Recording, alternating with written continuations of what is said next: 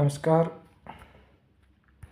Study साथी academy के official YouTube channel पर आप सभी का हार्दिक स्वागत करता हूं, अभिनंदन करता हूं। आज के 6 अप्रैल 2025 के राजस्थान से जुड़े महत्वपूर्ण करंट अफेयर के साथ आप सभी का इस करंट अफेयर्स डोज की इस क्लास के अंदर हार्दिक स्वागत करता हूं, अभिनंदन करता हूं मैं एक बार फिर से आप सभी का। आज की जो महत्वपूर्ण खबर है, सबसे पहले कि आरसीडीएफ और राष्ट्रीय महिला आयोग के बीच एक एमओयू हुआ है, जिसके लिए बायोफ्लेक्सी प्लांट लगाने के लिए 5,000 की सब्सिडी मिलेगी। इसी के साथ मैं बात करूं तो जयपुर डेयरी ने 23 नए वेरिएंट लॉन्च किए हैं, मायरा योजना लॉन्च किया है और ग्रीन एनर्जी को बढ़ावा देने के लिए समितियों पर 140 करोड़ से लगेंगे सोलर प्लांट। आइए इसको हम विस्तार से देखते हैं, विस्तार से पूरी जानकारी इसके बारे में लेते हैं कि जयपुर डेयरी के 50 साल पूरे होने पर शनिवार को बिरला स्टेडियम में गोल्डन जुबली समारोह आयोजित किया गया। इस अवसर पर डेयरी ने 23 नए वेरिएंट और समिति सदस्यों की बेटी के लिए मायरा योजना लॉन्च की। याद रखें कि जयपुर डेयरी ने अपने समिति के सदस्यों की बेटी के लिए कौन सी योजना लॉन्च की, तो आपका आंसर होगा कि मायरा योजना लॉन्च की। नए वेरिएंट में 3 कोल्ड कॉफ़ी, 5 फ्लेवर्ड मिल्क और 10 कैंडी आइसक्रीम और श्रीखंड के 5 नए फ्लेवर इन्होंने शामिल किए हैं और सरस आइसक्रीम की कीमत कम से कम 5 रुपये रखी गई है। अभी नीचे महत्वपूर्ण जो है जानकारी सबसे महत्वपूर्ण है कि मायरा योजना के तहत जयपुर डेयरी में दूध देने वाले सदस्य की बेटियों की शादी में 21,000 रुपये नगद दिए जाएंगे। याद रखें कि जयपुर डेयरी ने अपने सदस्यों के लिए, समिति के सदस्यों की बेटियों के लिए कौन सी योजना लॉन्च की? मायरा योजना। और इस योजना के तहत जयपुर डेयरी में दूध देने वाले सदस्यों की बेटियों की शादी में 21,000 रुपये नगद दिए जाएंगे। शुरुआत में डेयरी एमडी मनीष फौजदार ने डेयरी विकास पर प्रकाश डाला। जयपुर डेयरी के एमडी कौन है? मनीष फौजदार। जयपुर डेयरी के मनीष फौजदार एमडी हैं। इसके अलावा गनेर ग्रीन एनर्जी को बढ़ावा देने के लिए डेयरी रूफटॉप सोलर प्लांट योजना और बायोफ्लेक्सी प्लांट स्कीम शुरू की गई। याद रखना, ग्रीन एनर्जी को बढ़ावा देने के लिए कौन सी 2 योजनाएं लागू की गई? तो डेयरी रूफटॉप सोलर प्लांट और बायोफ्लेक्सी प्लांट स्कीम की शुरुआत की गई। सोलर प्लांट के तहत जयपुर और दौसा जिले की 3400 समितियों पर सौर ऊर्जा प्लांट लगाएंगे। याद रखना कि सोलर प्लांट योजना के तहत कहाँ सौर ऊर्जा प्लांट लगाए जाएंगे? तो जयपुर और दौसा में सोलर प्लांट लगाए जाएंगे। वहीं जैविक कचरे से घर पर मुफ्त रसोई गैस बनाने के लिए शुरू की गई बायोफ्लेक्सी प्लांट स्कीम में समितियों को 5,000 की सब्सिडी दी जाएगी।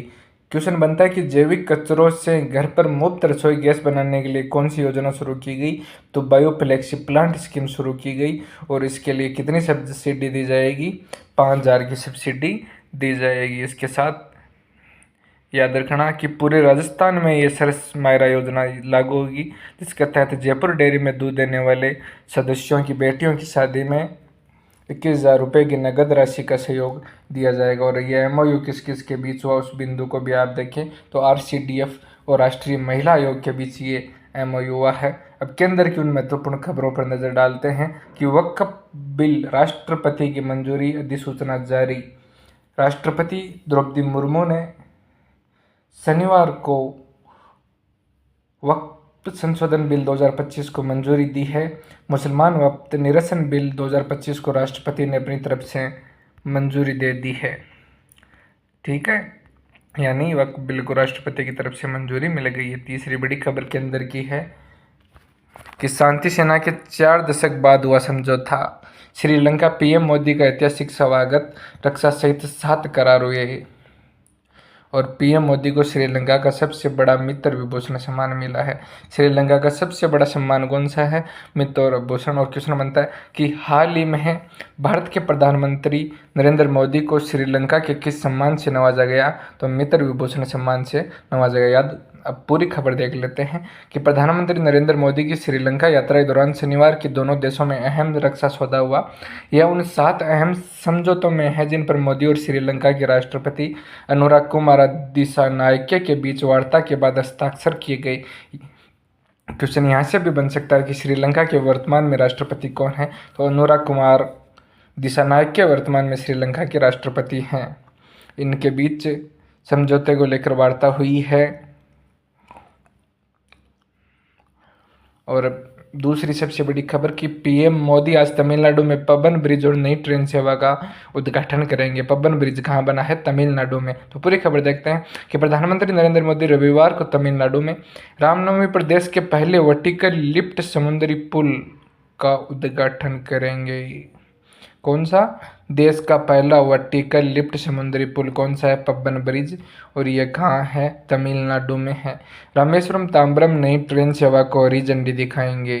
पीएम रामानाथ स्वामी मंदिर में दर्शन करेंगे।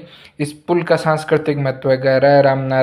रामायण के अनुसार राम सेतु का निर्माण रामेश्वरम के पास धनुषकोडी से शुरू हुआ था। करीब 2.8 किमी लंबे ब्रिज की लागत 700 करोड़ रुपए से ज़्यादा है। महत्वपूर्ण तमाम बातों पर एक बार नज़र में आप लोगों के बीच डालूं तो सबसे बड़ी खबर जो रही कि देश के पहले वर्टिकल पुल का उद्घाटन कहाँ हुआ? तमिलनाडु में हुआ। किसने किया? पीएम नरेंद्र मोदी ने किया। और इसका नाम क्या है? पब्बन ब्रिज है। भारत के प्रधानमंत्री नरेंद्र मोदी को श्रीलंका के किस सम्मान से नवाजा गया? तो मित्र विभूषण सम्मान से नवाजा गया। और श्रीलंका के वर्तमान में राष्ट्रपति अनुराग कुमार दिसानायके। उसके बाद वक्फ बिल को राष्ट्रपति की मंजूरी मिल चुकी है। और जयपुर डेयरी ने मायरा योजना लागू की है, जिसके तहत डेयरी में दूध देने वाले सदस्यों की बेटी की शादी में 21,000 रुपये की नगद राशि दी जाएगी। इसके साथ सोलर प्लांट योजना